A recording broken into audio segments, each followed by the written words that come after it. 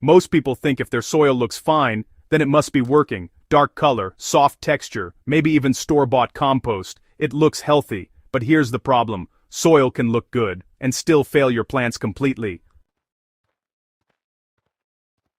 Because what matters isn't how it looks, it's what's happening inside it. And most of that you can't see, because soil isn't just dirt, it's a living system, full of bacteria, fungi, microorganisms, all working together. Breaking down nutrients, feeding plant roots, maintaining balance. When that system is strong, plants grow naturally. When it's weak, everything starts to struggle. Slow growth, yellow leaves, weak stems. And eventually, pests begin to show up, because weak plants attract pressure.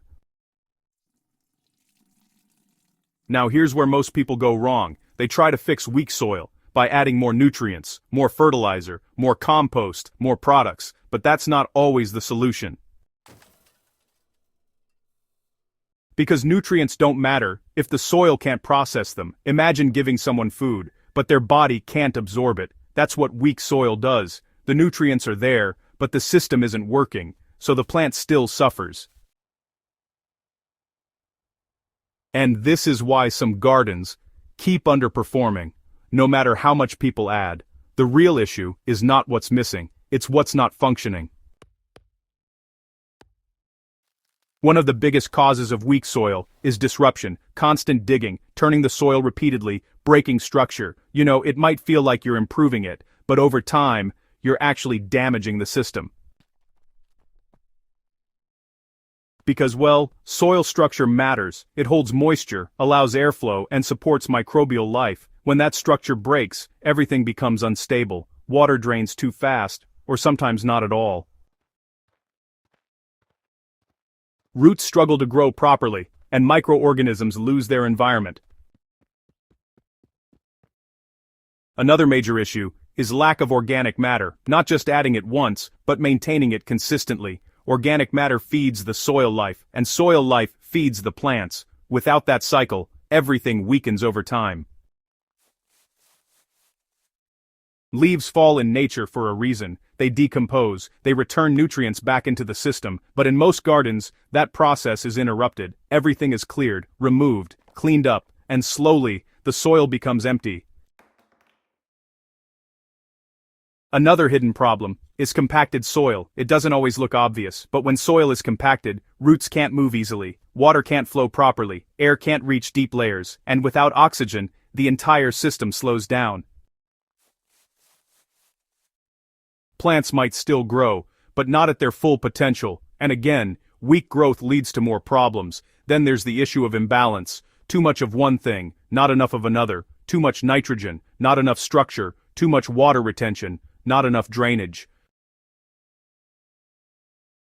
Soil needs balance, not extremes, because extremes create stress, and stress affects everything. Now here's something most people never think about. Healthy soil builds over time, not instantly. You can't fix it overnight, and that's why quick solutions rarely work. Because they don't address the system, they only adjust the surface. Real improvement comes from consistency, small actions, repeated over time, adding organic matter regularly, reducing disturbance, allowing natural processes to happen.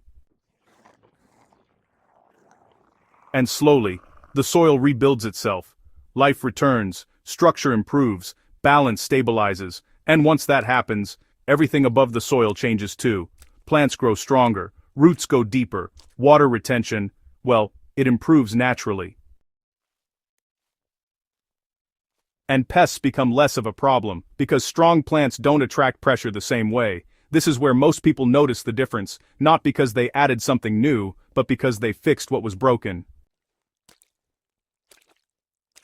Now let's talk about something simple, but powerful. Mulching. Most people see mulch as just a layer, something to cover the soil, but it does much more than that. It protects the surface, reduces evaporation, regulates temperature.